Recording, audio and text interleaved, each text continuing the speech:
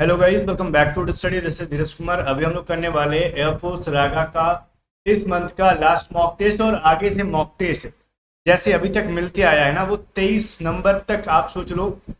ये बिल्कुल भी इजी लेवल के मॉक टेस्ट मैं दे रहा था। अब आगे से इतने सारे मॉक टेस्ट तो आपको मिलने से रहे, क्योंकि अब वीक में 2 रागा के मॉक टेस्ट आएंगे। अब मैक्सिमम फोकस हमारा रहेगा क्रैश कोर्स के ऊपर। अगर क्रैश कोर्स का अपडेट आपको मिल गया है पेपर आउट वाली सीरीज का तो बढ़िया है। अगर आपको नहीं मिला अभी तक और भी बढ़िया है, जान लो। मैं आपको बता देता हूँ वो क्या चीज़ है।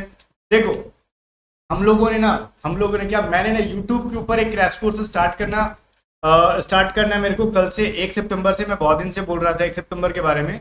उस क्रैश कोर्स के बारे में अगर ज़्यादा जानकारी चाहिए ना तो आप इस वाली वीडियो को एक बार देख लो। मैंने अपलोड कर दी थी, वैसे डिस्क्रिप्शन में भी इसका लिंक दे दूंगा, यूट्यूब पर भी मिल जाएगा। इस वीडियो के अंदर मैंने बोला था कि 1 सितंबर से यूट्यूब पे फ्री क्रैश कोर्स स्टार्ट होगा, जहां से एक्स की, इंग्लिश और वाई ग्रुप की सारी पूरी सब्जेक्ट मैं कवर करा दूंगा यूट्यूब पे ही, बिना पैसे के।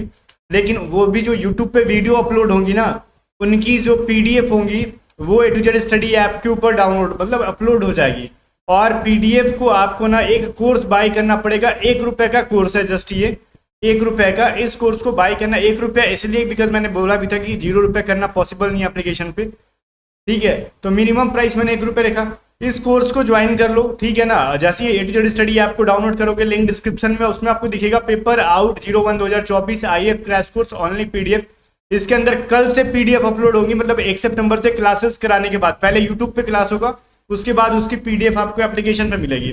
तो इस क्रैश कोर्स में जितनी भी कोर्सेज कराऊंगा उन सब की पीडीएफ आपको इस बैच में मिलेगी एप्लीकेशन पे। तो ए टू जेड स्टडी ऐप को डाउनलोड कर लो। बाकी जानकारी के लिए आप इस वीडियो को देखो, आपको पूरा पता चल जाएगा कि क्रैश कोर्स में क्या क्या होने वाला है, ठीक है। लिंक मैं डिस्क्रिप्शन में दे दूंगा। बाकी ए टू जेड स्टडी ऐप को डाउनलोड कर लो, लिंक डिस्क्रिप्शन में। आपको अगर वाई ग्रुप का मॉक टेस्ट लगाना है तो वो अलग से बाई करके आप लगा पाओगे। वाई ग्रुप की मॉक टेस्ट की प्राइस अलग से लगेगी, वो क्रैश कोर्स में नहीं है। मतलब उसमें ऑनलाइन मॉक टेस्ट है ना, इसलिए मैं बोल रहा हूँ। बाकी चीजें बता दी। अभी जो यूट्यूब पे मॉक टेस्ट होती है वो वीक में बस 2 ही आएंगी अब, और उसमें क्वालिटी रहेगा, मतलब वो जो लेवल रहेगा वो थोड़ा सा इन सब से डिफिकल्ट रहेगा वो, और एग्जाम के लेवल से भी डिफिकल्ट रहेगा। डेट इज क्लियर, वो एग्जाम के लेवल का भी नहीं रहेगा, उससे डिफिकल्ट रहेगा। उन सभी क्वेश्चंस को अगर यूट्यूब पे सॉल्व कर लोगे, या फिर यूट्यूब पे नहीं सॉल्व करते तो तुम्हारा ऑनलाइन मॉक टेस्ट सॉल्व कर लोगे, तो आपके एग्जाम में परफॉर्मेंस बहुत ज्यादा बढ़िया होने वाली है। बाकी चलो फर्स्ट क्वेश्चन देखते हैं। दास कैपिटल किसकी जो है ना प्रसिद्ध पुस्तक है, मतलब एक बुक है दास कैपिटल। इस बुक का नाम ही है दास कैपिटल। इसको किसने लिखा था? इसको कार्ल मार्क्स ने लिखा था, ठीक है। इसका ऑथर कौन है, राइटर कौन है? Karl Marx. ये इंसान का नाम याद रखोगे, कार्ल मार्क्स, जिसने लिखा था दास कैपिटल। आगे देखो, वैसे ये कैपिटल कैपिटल कैपिटल का स्पेलिंग यहाँ पे एरर है, ठीक है। कह रहा है भारतीय नेपोलियन की उपाधि किसने दी थी, या फिर किसे दी गई थी? किसने दी थी नहीं, किसे दी गई थी। भारत का नेपोलियन किसको कहा जाता है? तो समुद्रगुप्त को कहा जाता है, ठीक है। भारत का नेपोलियन किसको कहा जाता है? समुद्रगुप्त को। एक सवाल और पूछेगा ना कि पुराने सिक्कों पे वीणा बजाते हुए आकृति किस इंसान की थी? सिक्कों के ऊपर फोटो जो थी ना वीणा बजाते हुए, वो समुद्रगुप्त ही था, ठीक है। आगे एक सवाल है, cos a plus cos square a is equal to 1 है, तो sine square a plus sine की पावर 4 की वैल्यू क्या होगी? बड़ा बेसिक सा सवाल है। अगर आपसे नहीं बनता है ना तो कुछ प्रॉब्लम है आपके साथ, ट्राइगोनोमेट्री से आपका नहीं बैठता है तालमेल। देखो, अगर ये कहता है ना, ध्यान से देखना, cos a plus cos square a बराबर 1 है। अगर मैं ये बोलूँ ना cos a बराबर, मैं इधर कॉस स्क्वायर हो a को इधर भेज दूँ तो 1 माइनस कॉस स्क्वायर a हो जाएगा। और कॉस स्क्वायर a बराबर क्या होता है? साइन स्क्वायर a होता है। ये फार्मूला से आपने पढ़ा होगा। तो इसकी वैल्यू हो जाएगी साइन स्क्वायर a। अब देखो, cos a की वैल्यू हो जाती है साइन स्क्वायर a, या फिर साइन स्क्वायर a की वैल्यू हो जाती है cos a। तो यहीं पे लिखो सबसे पहले साइन स्क्वायर a, जो क्वेश्चन में दे रखा है उसको हम लोग यहाँ पे पुट करेंगे। फिर साइन की पावर 4a, तो ये साइन स्क्वायर a किसके बराबर है? cos a। तो cos a यहाँ पे लिख दो इसके जगह पे। अब इसकी पावर 4 है तो हम ये चीज लिखते हैं ना, साइन स्क्वायर और उसका भी स्क्वायर कर देंगे। तो ये साइन स्क्वायर a की वैल्यू क्या है? cos a। तो लिख सकते हो ना cos a और इसका पावर कर दो 2, तो ये चीज हो जाएगा cos a और cos स्क्वायर a। अब इसकी वैल्यू क्या हो जाएगी? 1 हो जाएगी। क्वेश्चन में ही दे रखा है, देखो। बस इधर से उधर करना था। जब भी इस टाइप का सवाल है डायरेक्टली a एक मार दिया करो, आंसर काम निकल जाएगा आपका, ठीक है। चलो 4 नंबर सवाल देखो। कह रहा है 9, 16, 23, 30, 37, 44, 51 अगला सीरीज क्या हो जाएगा? हम लिख के देखते हैं। 9, 16, 23, 30, 37, 44, 51। अगला सीरीज क्या हो जाएगा जनाब, देखो 9 में कितना जोड़ा गया है, 7 तो 16 आ गया, 16 में कितना जोड़ेंगे 7 तो 23 आएगा, फिर 23 में भी 7 ऐड कर दो। बस सब में ना 7 ऐड करते गया है, अगर आपने अच्छे से देखा होगा इस चीज को तो समझ में आ गया होगा आपको। फिर 51 में अगेन 7 ऐड करोगे तो क्या मिलेगा, कहोगे कुछ नहीं 58 मिल जाएगा। ऑप्शन नंबर सी इसका करेक्ट आंसर है। ठीक है, फिफ्थ नंबर सवाल देखो, कह रहा है 26 वस्तुओं का क्रय मूल्य मतलब कॉस्ट प्राइस जो है 25 वस्तुओं के सेलिंग प्राइस के बराबर है, तो प्रतिशत लाभ या प्रॉफिट क्या हो जाएगा, प्रॉफिट या फिर परसेंटेज प्रॉफिट या फिर प्रॉफिट का परसेंट या फिर लॉस का प्रॉफिट, जो भी है बताओ क्या होगा। सबसे पहले दे रहा है 26 का cost price is equal to क्या हो जाएगा 25 के सेलिंग प्राइस के बराबर है, तो ये लिख सकते हो CP divided by SP is equal to 25 और इसके डिवाइड में चला जाएगा 26। मतलब जनाब कॉस्ट प्राइस 25 हो गया, सेलिंग प्राइस 26 हो गया। तो देखो जब भी कॉस्ट प्राइस 25 है, सेलिंग प्राइस इतना है, तो प्रॉफिट कितना हुआ 1 रुपए का। 26 में से 25 घटा लो, सेलिंग प्राइस में से कॉस्ट प्राइस घटा लेंगे तो वैल्यू मिल जाता है प्रॉफिट। तो प्रॉफिट 1 रुपए की हुई, तो प्रॉफिट का परसेंट का फॉर्मूला क्या होता है, profit divided by cost price into 100। तो प्रॉफिट 1 रुपए की हुई है, कॉस्ट प्राइस 25 है, इंटू 100 कर दोगे मिल जाएगा 4% की प्रॉफिट हुई है हमारे को। तो ऑप्शन नंबर ए इसका करेक्ट आंसर है। ठीक है, आगे देखते हैं सही आंसर क्या है, ए है। 6 कह रहा है चीनी यात्री, चीनी मतलब वो शुगर नहीं, चाइनीज, ठीक है, चाइनीज ट्रैवलर था एक फाहियान, ठीक है, वो आया था किस गुप्त शासक के शासनकाल के दौरान भारत आया था, बताओ वो गुप्त शासक था, वो कौन था भाई वो, तो चंद्रगुप्त द्वितीय के टाइम पे कौन आया था, फाहियान, याद रहेगा आपको। चलो ऑप्शन नंबर सी। फिर क्या कि यदि भारत के राष्ट्रपति जो है प्रेसिडेंट ऑफ इंडिया अगर अपना रिजाइनेशन लेटर देना चाहते हैं, त्याग पत्र देना चाहते हैं, तो वो किसको देंगे, मतलब किसको संबोधित करना होगा उनको, तो किसको देंगे ये चीजें पूछी जा रही है, किसको देंगे, वो वाइस प्रेसिडेंट को या फिर उपराष्ट्रपति को दे देंगे। ठीक है, एक सवाल मैं आपसे पूछूंगा, देखते हैं कितने लोगों को पता है, राष्ट्रपति को शपथ कौन दिलाता है, जरा कमेंट करके मेरे को बताओ। ठीक है, 8 नंबर सवाल देखो, कह रहा है वह कौन सा है जो उस समूह से संबंधित नहीं है, मतलब इनमें से ऑड बताओ कौन सा है। अगर वीडियो को रोक के देखोगे आराम से तो ओ में देखो आपको यहाँ दिखेगा P प्लस Q, मतलब 2 ऐड कर रखा, T में -2 कर रखा है, तब ना पीछे जाओगे तो S और R मिलेगा। फिर H में देखो +2 कर रखा है तो J मिला, E में -2 कर रखा है तो C मिला, फिर R में +2 कर रखा है तो T मिला, और S में -2 कर रखा है, मतलब +2 -2 का रिलेशन चल रहा है। यहाँ पे भी देखो C में जोड़ोगे तो 2 तो E मिलेगा, A में माइनस करोगे 2 पीछे जाओगे तो Y मिलेगा, N में 2 जोड़ोगे तो P आएगा, K में माइनस करोगे 2 तो I मिलेगा, E में प्लस करोगे 2 तो G मिलेगा, और R में माइनस करोगे 2 तो P मिलेगा। इसमें भी +2 -2 की फॉर्मूला हमने क्या कर रखा है भाई, यूज कर रखा है। अब देखो C के अंदर देख लेते हैं हम, C में देखो L में क्या करोगे 2 ऐड करेंगे, E में 2 माइनस किया तो C मिला, D में 2 प्लस किया तो I मिला, U में 2 माइनस किया तो S मिला, M में 2 प्लस करेंगे तो O मिलेगा, और E में 2 माइनस करेंगे तो C मिलेगा। यहाँ पर भी सही आंसर आ रहा है आपका। अब देखो हम लोग लास्ट वाला देख लेते हैं, P में 2 ऐड करेंगे तो मिलेगा R, R में 2 माइनस करेंगे तो क्या मिलेगा P, O में 2 ऐड करोगे तो क्या मिलेगा, O में ऐड करोगे तो PQ, ठीक है, और F में 2 माइनस करोगे तो क्या मिलेगा, D मिलना चाहिए था ना, तो यहाँ पे E लिख रखा है, तो ये चीज तो गलत है। तो जनाब ये जो सीन है ऑप्शन नंबर डी गलत है सबसे यहाँ पे। आगे देखो 9 नंबर सवाल कह रहा है 2, 5, 10, 17, 26, 37, 50 अगला सीरीज क्या हो जाएगा। इसमें क्या कर रखा है, पहले तो ये लिखो 2, ठीक है, 5, 7 नहीं है, 10 है, और 17 है, 26, 37, 50 अगला सीरीज क्या हो जाएगा। 2 में क्या ऐड कर रखा है 3 में बाद 5 में क्या ऐड कर रखा है 5, फिर 10 में क्या ऐड कर रखा है 7 में कितना ऐड कर रखा हमने 9 में कितना ऐड कर रखा हमने 11, और 11 में कितना ऐड कर रखा है 13। मिल रहा है, एक ऑड नंबर को ऐड करते जा रहे हैं। नेक्स्ट ऑड नंबर क्या होता है 15, तो इस बार 50 में 15 ऐड कर देंगे 65, ऑप्शन नंबर बी। ठीक है, 10 नंबर सवाल कह रहा है एक साइकिल अगर 15% लाभ पर बेची गई है, यदि साइकिल 10% कम मूल्य पर खरीदी गई होती और 35 रुपए कम में बेची जाती तो लाभ 20% होता, तो साइकिल का क्रय मूल्य क्या हो जाएगा, ये चीज बताओ। देखो एक साइकिल को अगर 15% लाभ पर बेची गई है, 15% लाभ पर बेची गई है, ठीक है, तो मान लेते हैं उसको ना सेलिंग प्राइस थी उसकी X rupees, sorry cost price थी उसकी X रुपीज, मतलब खरीदा हमने X रुपए में, तो बेचेंगे कितना पे, 15% प्रॉफिट, तो x को 15% प्रॉफिट कराओगे तो इतना, डिवाइड करोगे तो 23 से 5 बार में कटेगा और ये 5 से 20 बार में, मतलब 23x/20 हो जाएगा इसकी सेलिंग प्राइस। अब पहला हमने तो लाइन लिख दिया। दूसरा कह रहा है अगर साइकिल को ना 10% कम मूल्य पे खरीदेंगे, तो मतलब जो पहले हमने x पे खरीदा था ना, तो अभी x का 10% कम करोगे तो 90% पे खरीदेंगे। तो मान लो x का 90% पे अगर हम खरीदते हैं, ठीक है, और कह रहे बेचेंगे पहले से हम लोग 35 रुपए कम में, तो ये जितने में बेचा था हमने 23x/20, अगर इसमें से 35 घटा देंगे तो कह रहा है इस बार 20% का प्रॉफिट होगा। तो उसको कैसे लिखोगे, कॉस्ट प्राइस पे 20% बढ़ाएंगे तो ये वैल्यू मिलेगा, मतलब 90x/100 पे अगर हम 20% बढ़ा देते हैं, इसकी वैल्यू मिल जाएगी 23x/20 - 35। अब ये 0000 कट जाना है इनका, ये 4 के टेबल से 3 बार में और ये 4 के टेबल से 25 बार में, कुल मिला के इधर मैं लिखता हूँ हो जाएगा 9 या 27x, अच्छा ये 27x लिखना था मेरे को, ठीक है, 27x डिवाइडेड बाई 25 बराबर क्या हो जाएगा 23x/20 - 35। अब 35 को उधर भेजते हैं और इधर भेज दो उनको, 23x/20 - 27x/25। अब इनका एलसीएम ले लो, आपका आंसर आ जाएगा 20 एंड 25 का 100 हो जाएगा एलसीएम, 20 × 5 100, 5 × 1 15, 5 × 2 10 और 11, 115x माइनस 25 × 100 होता है ना, तो ये हो जाएगा 4 दूनिया 7 × 28, 4 दूनिया 8 2 10, 108x।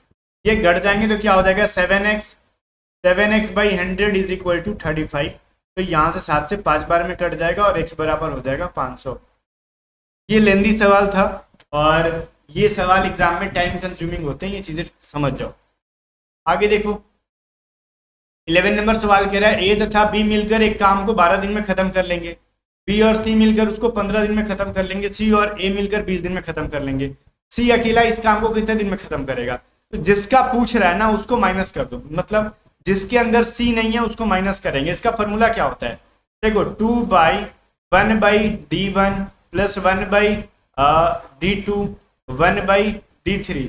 लेकिन इसमें से ना उसको माइनस, यहाँ पे प्लस प्लस सब हमने लिखा ना, किसी एक को माइनस करेंगे जिसके अंदर सी नहीं है। सी के बारे में पूछ रहा है और सी देखो ए और बी के अंदर नहीं है। तो पहला d1 क्या है 12, ठीक है, तो 2 बटा में क्या करोगे -1/12 कर लो, प्लस बी प्लस सी की वैल्यू है 15, जिसके अंदर सी नहीं है उसकी वैल्यू माइनस में रखेंगे, जिसका पूछेगा उसको माइनस करेंगे, प्लस क्या करोगे 1/20।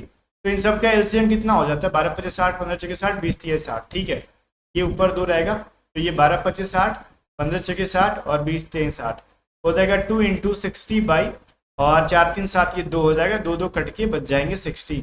तो सी जो है ना 60 डेज के अंदर काम को खत्म कर लेगा, ठीक है। तो 60 यहाँ पे ऑप्शन नंबर डी के अंदर है। 12 नंबर सवाल देखो, राज्यसभा के सदस्यों की अधिकतम संख्या कितनी होती है? 250, उससे ज्यादा नहीं हो सकती।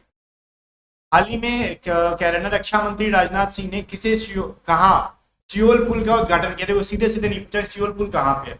पिछले ईयर क्या हुआ, सियोल पुल का जो है उद्घाटन हुआ था, जिसको किया था किसने? रक्षा मंत्री राजनाथ सिंह ने, अरुणाचल प्रदेश में कराया था, ठीक है। आगे देखो, सियाचिन में सक्रिय रूप से तैनात होने वाली प्रथम महिला अधिकारी कौन बन गई? तो इनका नाम क्या भाई? शिवा चौहान नाम है इनका, ठीक है ना, कैप्टन शिवा चौहान सियाचिन में प्रथम फीमेल है, या फिर आप कह लो विमेन ऑफिसर हैं जिनको तैनात किया गया, डिप्लॉय किया गया वहां पे। 15 कह रहा है इनमें से सबसे बताओ डिफरेंट ऑड कौन सा है? देखो ऑड कौन सा हो जाता है? डायरिया, स्कर्वी, गोइटर और एनीमिया। तो नीचे से देखते हैं या फिर ऊपर से देखो, डायरिया वायरस से होता है, ढंग का खान पीन नहीं मिलेगा। स्कर्वी हो जाता है विटामिन सी की कमी से। गोइटर हो जाता है किसकी वजह से? आयोडीन की कमी से। एनीमिया होती है आयरन की कमी से। देखो ये सभी डिफिशियंसी वायरस है, बात समझ में आ रही है, मतलब किसी चीज की कमी से होने वाली वायरस है। स्कर्वी विटामिन सी की कमी से, गोइटर विटामिन आयोडीन की कमी से, एनीमिया आयरन की कमी से। पर डायरिया कमी से नहीं होता, आप कितना भी कुछ खा लो, ठीक है, अगर इन्फेक्टेड चीज खाओगे तो डायरिया हो जाएगा। तो करेक्ट आंसर ए हो जाएगा, सबसे अलग है। 16 नंबर कह रहा है इनमें से ना कौन सी वैल्यू को इसके अंदर पुट करेंगे कि ये सही हो जाएगा? तो ए में देखते हैं कह रहा है क्या, कह रहा है 45 पहला साइन बराबर कर दो, 24 फिर मल्टीप्लाई 72, फिर कह रहा है आपका प्लस कर दो 20 / 12 - 7। तो पहली बात देखो ये 12 20 को नहीं डिवाइड कर पाएगा, तो इसको रहने दो, इसको हटा दो। सेकंड रखते हैं हम लोग क्या, 45 × 24 / 72 फिर कह रहा है क्या is equal to 20 minus 12 plus 7। अब देखो ये इसको डिवाइड कर पाएगा, हाँ कर देगा। अगर मैं लिखूँ 45 multiply 24/72 is equal to 20 plus 7 कितना हो जाता है 27 माइनस 12। तो ये 24 से 3 बार में कट जाएगा और ये 3 से 15 बार में कट जाएगा। इधर भी 15 आ गया और 27 माइनस 12 कराओगे वो भी 15 आ जाएगा। आ गया ना 15 is equal to 15। Option number B जो है बिल्कुल भी सही है। ठीक है चलो 17 नंबर सवाल कह रहा है मोहन, हरीश और मनोज के काम का जो रेशियो है 2, 7 और 11 है।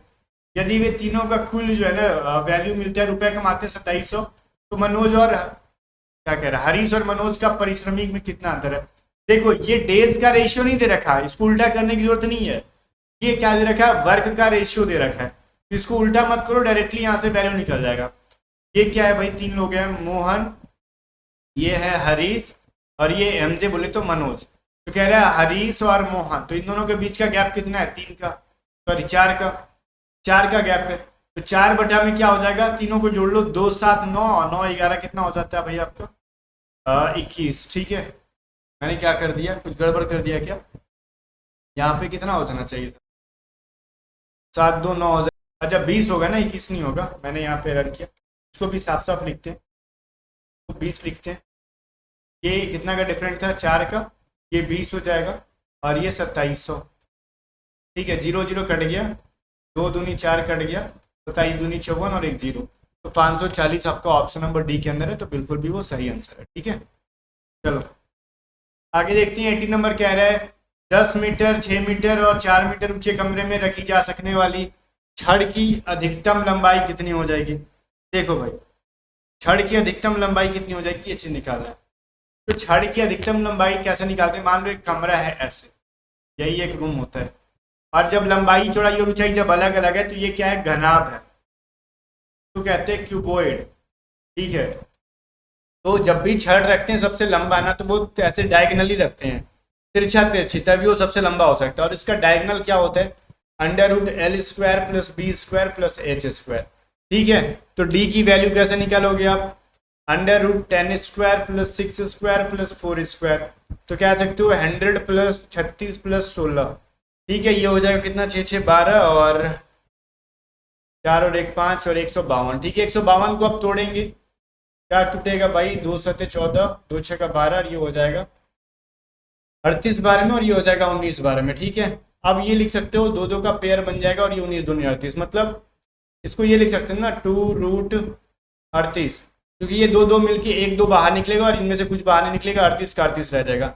अब इस 38 की वैल्यू 38 की क्या वैल्यू होती है ये चीज बताओ, √38 की वैल्यू। कहोगे सर हमको पता नहीं है, तो इतनी सारी रूट की वैल्यू याद कर पाना किसी के लिए पॉसिबल है नहीं है, तो फिर सवाल काहे दियो ऐसा। तो भाई याद करना पॉसिबल नहीं है ना, उसको सॉल्व करना तो पॉसिबल है। बोलोगे कैसे, देखो ऐसे हम लोग जैसे रूट कैसे निकालते हैं, मान लो 38 है, पहले किससे डिवाइड करोगे 6 के करीब है तो 6 से डिवाइड करो, 6 के 36। ठीक है यहाँ से हासिल 2 बचेगा, अब ये 6 जुड़ के 12 हो गए। अभी यहाँ पे पॉइंट देंगे 00 आ जाएगा।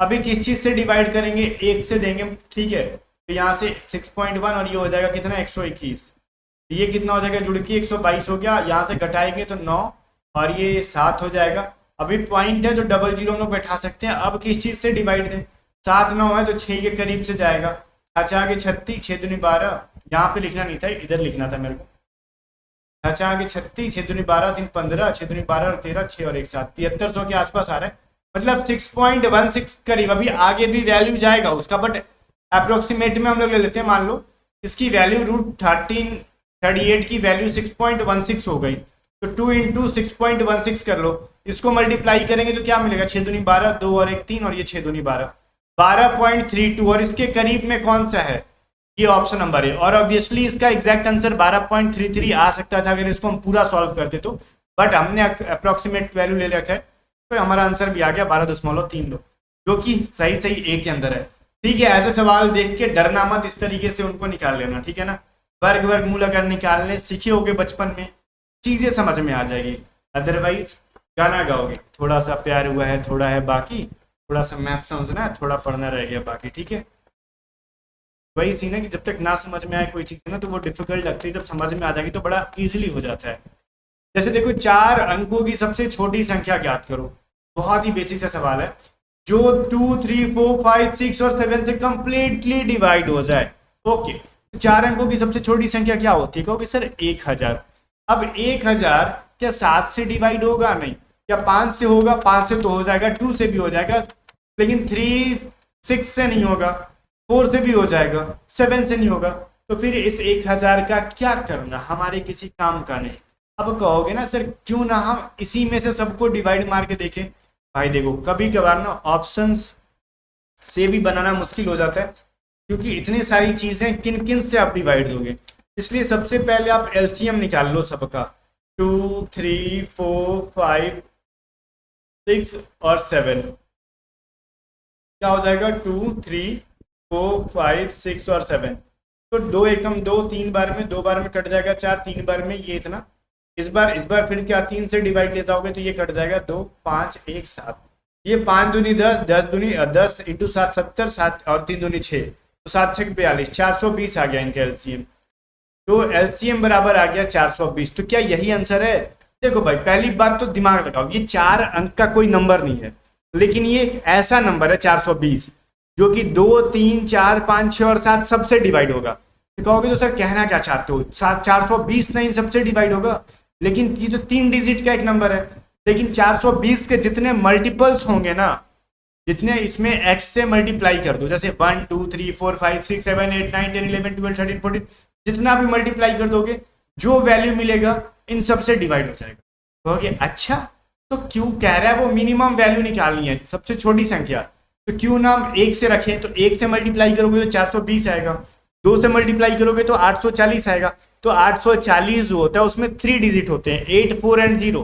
तो 3 डिजिट वाला नहीं 4 डिजिट वाला रखना है। तो इस बार x बराबर 3 लेके देखोगे तो 420 में 3 से मल्टीप्लाई करेंगे, 3 से, तो ये 3 दूनी 6, 4 3 12, 1260। यही मिनिमम वैल्यू है 4 अंकों की, जिससे 2, 3, 4, 5, 6, 7 कंप्लीटली डिवाइड हो जाएंगे। ठीक है ना? तो ये समझ को समझने वाली चीजें हैं। 20 नंबर देखो, क्या रहा है ना कि इसमें से बताओ, ये डिक्शनरी के अकॉर्डिंग सजाना है। हाइपोडर्मिक, हाइपोक्राइट, हिस्टेरिकल, हाइपोथर्मिया, फिर हाइपोटेनियस। ठीक है, इस सब में से पहले क्या आएगा? सब में तो हाइपो जो वर्ड है ना ये चीज जुड़ा हुआ है, इसमें नहीं जुड़ा हुआ है, इसमें है, इसमें है, और इसमें ऐसे तो ऐसे भी ये 3 सबसे लास्ट में आएगा। 3 सबसे लास्ट में किसके आगे रखा? बिकॉज ये एच वाई के बाद इसमें ऐसे सब में पी है, तो पी, ये एस तो सबसे लास्ट में आएगा ना। तो सबसे लास्ट में देखो ऑप्शन नंबर ये बी के अंदर है, बस उतना है, सबने कर लिया, आगे कुछ करने की जरूरत ही नहीं थी। हमने अच्छा सा चीज फाइंड आउट कर लिया, हमको मिल गया डायरेक्टली, हम आंसर करके निकल लेंगे। 30 नंबर सवाल देखो, कह रहा है अगर राज को 87 लिखते हैं, राज उसको लिखते हैं 87, फिर कह रहा है गीता 148, फिर कह रहा है सिमरन नहीं वरुण। ठीक है, वरुण को क्या लिखेंगे? कहोगे सर कुछ भी लिख दो, वरुण कुछ नहीं बोलेगा, 2 4 5 50 रुपए देके उसको चुप करा देंगे, काम नहीं चलेगा। ठीक है, वरुण को 50 दे दोगे काम चल जाएगा, लेकिन एग्जामिनर नहीं मानेगा। ठीक है, बोलती है ना पापा नहीं मानेंगे, बाबूजी नहीं मानेंगे, तो वरुण की जो बाबूजी एग्जामिनर है वो नहीं मानेंगे। इनके लिए एक परफेक्ट वैल्यू निकालना होगा। जैसे राज को क्या किया हमने, तो आर होता है 18 नंबर पे, ए होता है 1 नंबर पे, जे होता है 10 नंबर पे, इन सबको जोड़ोगे तो 19 आएगा। अब 19 में कितने से मल्टीप्लाई करेंगे? तो 3 से, तभी तो 19 से 3 बार में डिवाइड होगा, 87। अब बोलोगे 3 से ही क्यों मल्टीप्लाई किए सर? क्योंकि देखो आगे समझ में आएगा, अभी नहीं समझ में आएगा। गीता में देखो जी कितने नंबर पे आता है? कहोगे 7। आई कितने नंबर पे होता है? कहोगे 9 नंबर पे। टी कितने नंबर पे होता है? कहोगे 20 नंबर पे। ए कितने नंबर पे होता है? 1 नंबर पे। ये कितना हो जाएगा? 47। अब कहोगे 47 में कितना से मल्टीप्लाई कर रखा है सर? 4 से, 148 आ गया। कहोगे सर इसका मतलब क्या सेंस है, आगे 5 से मल्टीप्लाई करेंगे? अरे वरुण में ठीक है, वरुण एक वर्ड दे रखा है, तो हम लोग 3 4 5 से करके देख लेते हैं आंसर आता है कि नहीं। तो वरुण जो है भी 22 नंबर पे आता है, ए 1 नंबर पे आता है, 18 नंबर पे आर होता है, 21 नंबर पे यू होता है, एम 14 नंबर पे होता है, एन 14 नंबर पे होता है। इन सबको जोड़ के देखो, 8 2 10 11 12 4 16, ये हो जाएगा 2, और इसका 1 3 4, और इसका 2 6 और 1 7। इस बार हम लोग क्या करेंगे? 5 से मल्टीप्लाई करेंगे, 6 5 30, 7 5 35, 380। क्या आंसर मैच करता है? बड़ा किस्मत अच्छा था कि आपका आंसर मैच कर गया। मैंने क्या बोला, बड़ा किस्मत अच्छा था कि यहाँ पे वरुण के जगह यहाँ पे अगर धीरज दे देता तो क्या करते, DHIRAJ, जिसमें 6 लेटर्स होते हैं, तो फिर क्या उसका आंसर होता, बताओ मेरे को। आप इसका आंसर निकालो, DHIRAJ। कहोगे इसको भी क्या जोड़ के हम लोग इसको मल्टीप्लाई कर देंगे 5 से तो आंसर आ जाएगा, नहीं आएगा। रीजन, क्योंकि जो आप सोच रहे हो वो लॉजिक नहीं लगा। इसके अंदर 3 से मल्टीप्लाई इसलिए किया क्योंकि राज में 3 लेटर है, इसमें 4 से मल्टीप्लाई इसलिए किया क्योंकि गीता में 4 लेटर्स हैं। वरुण को 5 से मल्टीप्लाई इसलिए किया क्योंकि वरुण में 5 लेटर है। अगर धीरज को करना होता तो इसमें 6 लेटर्स हैं, तो 6 से मल्टीप्लाई करते आप लोग, ठीक है। वरुण की जगह पे कुछ ऐसा नाम दे देता है जिसमें 2 लेटर, 3 लेटर, 4 लेटर, तो जितने लेटर थे उतने से मल्टीप्लाई करना था। ये लॉजिक इस क्वेश्चन के अंदर दिया हुआ था, तो जरा ये लॉजिक को दिमाग में बैठा लेना। ऐसा नहीं कि बस 3 4 5 गिनती गिन रहे, हो सकता था यहाँ पे 7 लेटर का कोई नाम दे देता, तब 5 से मल्टीप्लाई करते तो भी ऑप्शन मैच कर जाता, बट वो गलत भी हो सकता था। कभी कभार देखो गलत आंसर भी दिया जाता ऑप्शन में, ताकि आप उसको आंसर कर दो जल्दीबाजी में, है ना। तो वो जल्दीबाजी नहीं करनी अपने को।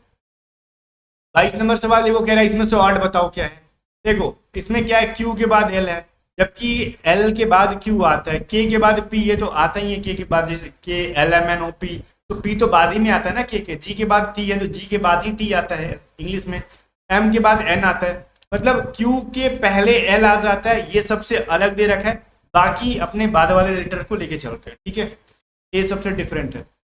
23 नंबर सवाल कह रहा है एक परिवार में 2 युगल है, कोमली के 2 बच्चे हैं, तो 2 युगल है ना, तो ऐसे बना लो 2 युगल, इनके एक हस्बैंड और एक वाइफ, इसका भी एक क्या हस्बैंड और एक वाइफ। अब कह रहे हैं कोमली के 2 बच्चे हैं, ठीक है। कोमली कौन है नहीं पता, अभी छोड़ दो कोमली को, कोमलाने दो साइड में। कह रहे हैं मधुरिमा ओम प्रकाश की पत्नी है, मतलब ये चीज समझ में आ गया ना, जो मणि का भाई है, कि मधुरिमा और ओम प्रकाश एक घर के हैं, तो हो सकता है इसका नाम अगर ओम प्रकाश रख दे तो इसकी पत्नी का नाम क्या हो जाएगा, मधुरिमा। ये चीज मान लेते हैं हम ऐसा। लेकिन ये भी कह रहा है ओम प्रकाश किसका, मणि का भाई है, तो अब मणि कौन है, दूसरे कपल घर का होगा, तो मणि जो है ना ये मणि, अब उसकी वाइफ का नाम नहीं पता। कह रहा पिंकी कोमली की बेटी है, कोमली की कोई बेटी है तो दूसरी कपल, अब देखो इसकी तो वाइफ का नाम कोमली नहीं रख सकते बिकॉज उसकी वाइफ का नाम ओम प्रकाश की मधुरिमा है, तो अब कौन कोमली किसकी हो सकती है, तो मणि वाली हो गई वाइफ, ठीक है। तो इसका नाम हो गया कोमली। अब देखो कह रहा पिंकी इसकी बेटी हो गई, पिंकी। और एक चीज पहले दे रखा है कोमली के 2 ही बच्चे हैं, तो पिंकी और पिंकी के अलावा एक और कोई होगा। कह रहा है उर्मिला सज्जू की बहन है जो ओम प्रकाश का बेटा है। अब ओम प्रकाश का बेटा कौन है, सज्जू, ठीक है सज्जू, और इसकी बहन कौन है, उर्मिला। कह रहा है तरुण मणि का बेटा है, तो मणि का बेटा हो जाएगा तरुण। तो कह रहे हैं तो मधुरिमा कोमली से क्या संबंधित है, मधुरिमा और कोमली, देखो मधुरिमा इधर है, कोमली इधर है, ये दोनों मतलब तो इन दोनों के हस्बैंड क्या है, एक दूसरे के भाई हैं, तो ये इनकी क्या हो जाएगी, जेठानी हो जाएंगी या फिर देवरानी हो जाएंगी। अगर बड़ी हो गई, बड़े मतलब उसके देवर की पत्नी देवरानी और उसके भसुर जी की अगर वाइफ होगी तो जेठानी, या फिर जिस तरीके से समझ लो, जो रिलेशन निकाल लो, ठीक है ना। कौन बड़ा कौन छोटा नहीं पता उतना। आगे देखो 24 नंबर का है, ठीक है 11 और क्या है भाई 81 है, फिर वाट है 121 है, 8 है 36 है। तो इसमें क्या कर रखा, पहली बात तो इजी सवाल है। देखो 11 का रिलेशन 81 है, x का रिलेशन 121 है, 8 का रिलेशन 36 है। ये किसका है, स्क्वायर 6 का, मतलब 8 में हमने क्या किया, -2 कर देंगे मिलेगा 6, तो उसका स्क्वायर कर दिया 36।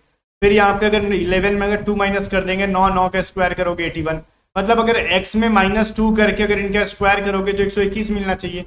तो x -2 अगर रूट को मतलब स्क्वायर को उधर भेजोगे 121 पे तो रूट में चढ़ जाएगा, x -2 क्या मिल जाएगा 11, और 11 में 2 प्लस कर दोगे तो 13, तो कुल मिला के यहाँ पे 13 मिलना था, तभी तो 13 में 2 माइनस करोगे तो 11 का स्क्वायर 121 है, ठीक है। इसको इतना लिखना नहीं था, सेंस ऑफ ह्यूमर नाम का भी चीज होता है, सेंस का इस्तेमाल करके हम लोग इसका आंसर कर लेते हैं, ठीक है।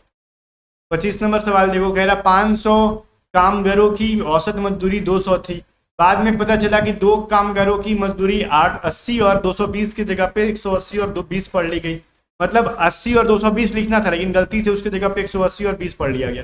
तो सही क्या कह रहा है, सही औसत मजदूरी क्या है, तो क्या क्या गलती किया वो लिखो। 80 और 220 को करना था, इनको ऐड करना था, लेकिन इनके जगह पे गलती से 180 कर दिया गया 80 की जगह, तो 180 माइनस कर लेंगे, और 220 की जगह गलती से 20 कर दिया तो 20 को माइनस कर लो। यहाँ पे क्या मिलेगा, -100 मिल जाएगा, और यहाँ पे क्या मिलेगा, +200। अब ये इसको सुधारोगे तो 200 और 100 को ऐड करेंगे तो क्या मिलेगा, 100 मिलेगा। ठीक है, अब पहले एवरेज 200 था, इसमें प्लस करेंगे हम लोग, बिकॉज ये वैल्यू प्लस में मिल रखा है, कितना 100, लेकिन 100 तो कोई एवरेज नहीं है, तो 500 से लोगों से अगर डिवाइड मार देंगे तो ये भी एवरेज बन जाएगा, तभी तो एवरेज में हम लोग डायरेक्टली ऐड करेंगे। तो इसको करोगे तो 0.2 मिलेगा, तो 200.2 इसका जो है सही आंसर है। ऑप्शन नंबर बी में इसका एग्जैक्टली सही आंसर दे रखा है। ठीक है, आगे देखो 26 नंबर सवाल कह रहा है कि 40 किलोमीटर प्रति घंटा की चाल से चलती रेलगाड़ी अपने समांतर 25 किलोमीटर प्रति घंटा की चाल से चलते हुए एक व्यक्ति को 48 सेकंड में पार करती है, तो गाड़ी की लंबाई क्या होगी, ये चीज बताओ। देखो डिस्टेंस बराबर क्या होता है, स्पीड इनटू टाइम। और देखो दो जब अलग अलग स्पीड दे रखा है इसके अंदर, ध्यान से देखो दो अलग अलग स्पीड दे रखा है इसके अंदर, और गाड़ी जब भी एक ही डायरेक्शन में, जिस डायरेक्शन में कहना समानांतर चल रही है, जहां आदमी चल रहा है उधर ही गाड़ी भी चल रहा है, तो हम लोग स्पीड को माइनस करा लेते हैं। तो डिस्टेंस बराबर ट्रेन की लंबाई डिस्टेंस हो जाएगी 40 - 25, और ये किलोमीटर प्रति घंटे में है और टाइम 48 सेकंड है, तो इसको 5/18 से मल्टीप्लाई करके मीटर पर सेकंड में चेंज कर लो, ये 48 हो जाएगा। ये हो जाएगा 15/5/18 × 48, और 6 × 18, 8 × 6 = 48, 3 बार में, और ये 3 × 5 = 15, हो जाएगा 8 × 5 = 40, 4 × 5 = 20, 200 मीटर लंबा ट्रेन है भाई, मजे ले लो। ठीक है, आगे देखते हैं।